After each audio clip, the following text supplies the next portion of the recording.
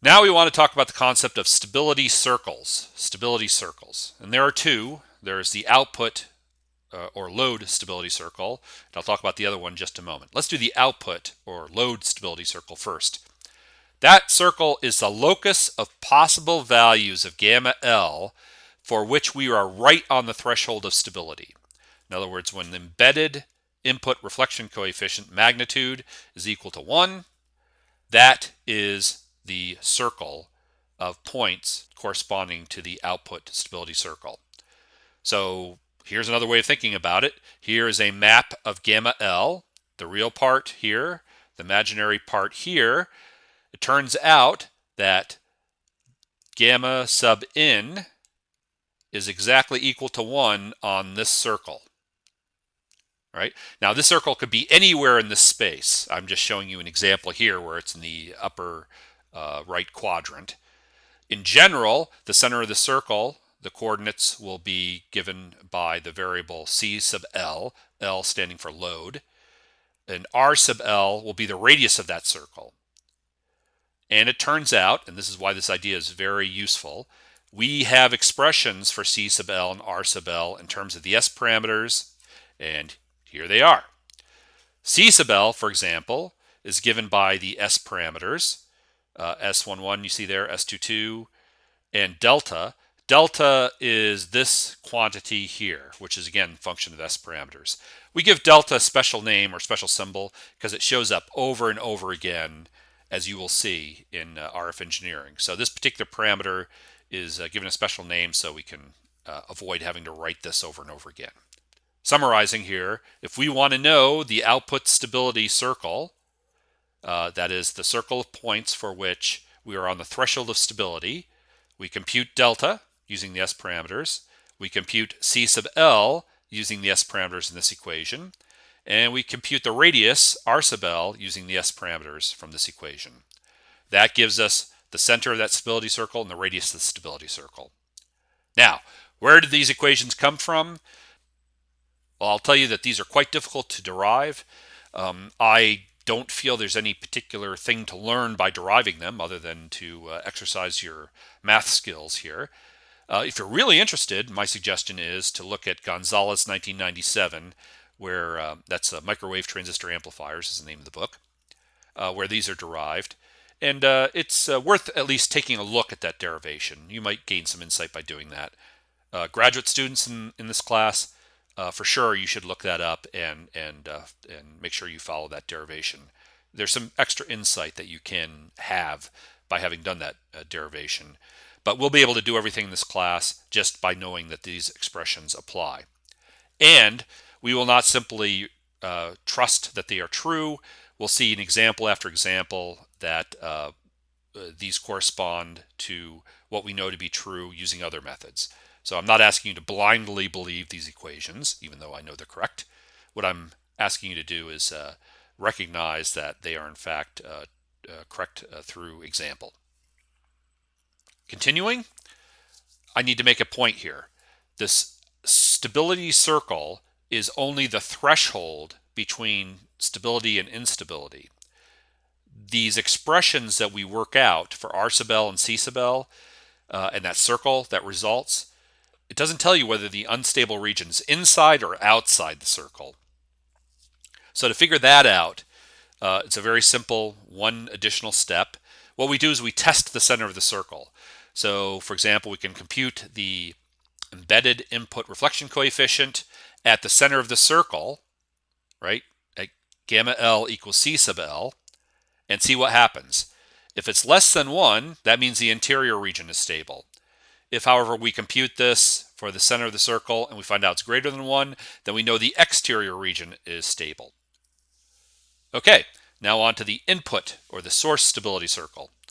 This is the locus of possible values for gamma sub S, again representing the source impedance, for which the embedded output reflection coefficient is exactly equal to 1. So once again, we find that's a circle. The center of the circle is C sub S. The radius of the circle is R sub S. I show this circle as being in the upper I show this circle as being in the upper right-hand quadrant. In fact, it can be anywhere in this two-dimensional space. The coordinates are given by these expressions, again, which depend only on the S parameters. So they're complicated looking expressions, but not really much difficulty to compute, and they depend only on the two-port S parameters. And once again, you must test at least one point in the plane to determine which region represents the unstable values. And the common thing to do is to check for gamma S equals C sub S, that is the center of the circle, and see whether that's the stable or unstable region. Okay, so now if we go to the same example that we've been working on with that same transistor at the same frequency, 1 gigahertz, and work it through using stability circles, we get something that looks like this. So here's a map of real versus imaginary reflection coefficients. Here is the Smith chart right here. That's the reflection coefficient magnitude equal to 1. And in fact, if I were to draw the Smith chart, it would look like this.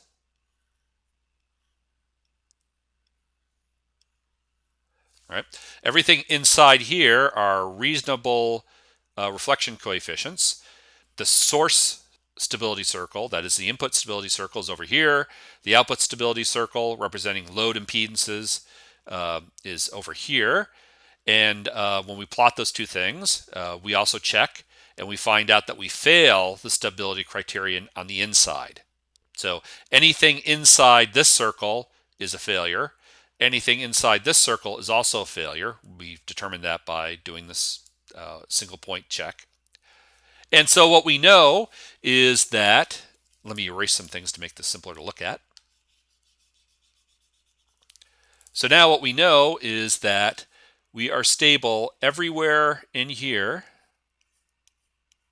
except for these regions here where we intersect the regions of the input and output stability circles corresponding to instability. Right? So now you can perhaps see why we like this idea. It gives you the same result as brute force testing. In fact, let's go ahead and look at this. This is what we get using stability circles. We find that these regions here are unstable. Here's what we found for brute force testing. And sure enough, they correspond to the same regions. All right, so that should give you some confidence in this method. So sometimes all you need to know is whether the two-port is or isn't unconditionally stable. In other words, you're not really concerned initially about all the conditions under which it is either stable or unstable. You just want to know whether it's unconditionally stable or not unconditionally stable. One way we could do it is simply to compute stability circles and check to see whether they lie completely outside the Smith chart unit circle. So for example, if I have an input stability circle here, and I know the interior region represents failing stability, and it's separated from the Smith chart, then I know I'm okay there. And if I see the same thing for the output stability circle, it's separated from the Smith chart, then I would know it's unconditionally stable because there's no intersecting regions here, right? That's in contrast to the problem we just showed where we kind of clip the corner here, and that represents conditional stability. So one way to check for unconditional stability is to compute the two stability circles, the one associated with the load and one associated with the source. I could check to see if the magnitude of C sub L minus R sub L is greater than 1. That's the same as saying that the circles are separated. And same idea, magnitude of C sub S minus R sub S is greater than 1. And as long as the interior of those circles represents instability, then I would know that I have unconditional stability if I satisfy these equations. Now, even that's more work than we really need to do. Here, let me show you how this is normally done. The most common approach by far is called the Rollett stability metric. And the idea in the Rollett stability metric is you first compute this parameter K, capital K. Capital K depends only on S parameters, so it is an intrinsic property of the two-port. In this case, probably a transistor. So first you compute K. On the way to K, you will have computed delta. And here are the conditions for unconditional stability. Magnitude of delta must be less than 1, K must be greater than 1, and of course we require the source and load impedances to be well behaved.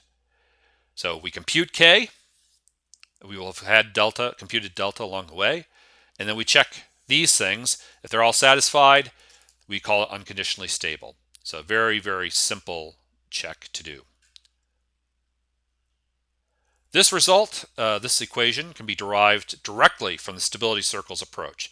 In other words, you can do this thing I suggested here, right? You can make the substitutions for C sub L and R sub L and so on, and work the math, and 20 pages later, you will find this. So I'm saving you quite a bit of mathematical grief here just by jumping to the end. But if you're really interested, and I hope you are, once again, I would suggest Gonzalez 1997 for the details. So let us return once again to our example, that same transistor at the same frequency, 1 gigahertz. Turns out delta is 0.250, that's less than 1, and K is 0.781. Is that greater than 1? No, it is not greater than 1. So this is not unconditionally stable. It fails because K is not greater than 1. And I'll remind you that this is what we found earlier. Check a few slides back. You found, in fact, this was not unconditionally stable at 1 gigahertz. Now, let me show you where this technique shines. Now let's just do 2 gigahertz. Different S parameters. We get different values of delta and K. Delta, 0.130. That's less than 1, so we're good. K, however, is 1.089, and that's very slightly greater than 1. So guess what? At 2 gigahertz, this is unconditionally stable, at least for well-behaved source and load impedances. So we've quickly verified, in fact, that there is a frequency for which this transistor is unconditionally stable, and we were able to find it relatively quickly. Now you can independently check this by computing the stability circles and confirming that they do not intersect the unit circle. I suggest you do this as excellent practice, right? I'm not going to show you the whole result for stability circles for 2 gigahertz for this thing, but you can do that now, and you can see if you get the same result or the result that's anticipated here. Finally, the Edwards-Sinsky stability metric. This is an alternative to the Rollett approach. In the Edwards-Sinsky approach, the embedded 2-port is unconditionally stable, or determined to be unconditionally stable, if this parameter mu is greater than 1. And mu is relatively simple to compute. It depends only on the S parameters, no surprise there. So you compute it, and if it's greater than 1, it's unconditionally stable. So it seems like this is a much faster approach.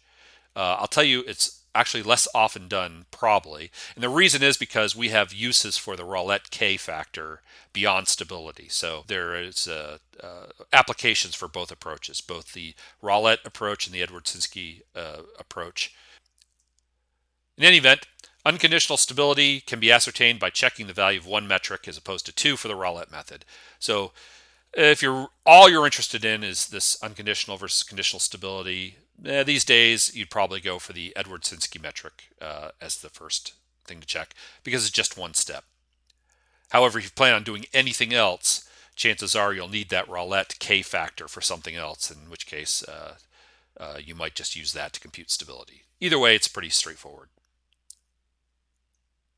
Suggested exercise here, you can repeat the previous example, the example on the previous slide, using this metric and see if you find the same outcomes. Do you find that it's unconditionally stable at 2 gigahertz, but only conditionally stable at 1 gigahertz? So go ahead and do that on your own. This concludes this lecture on the stability of 2 ports.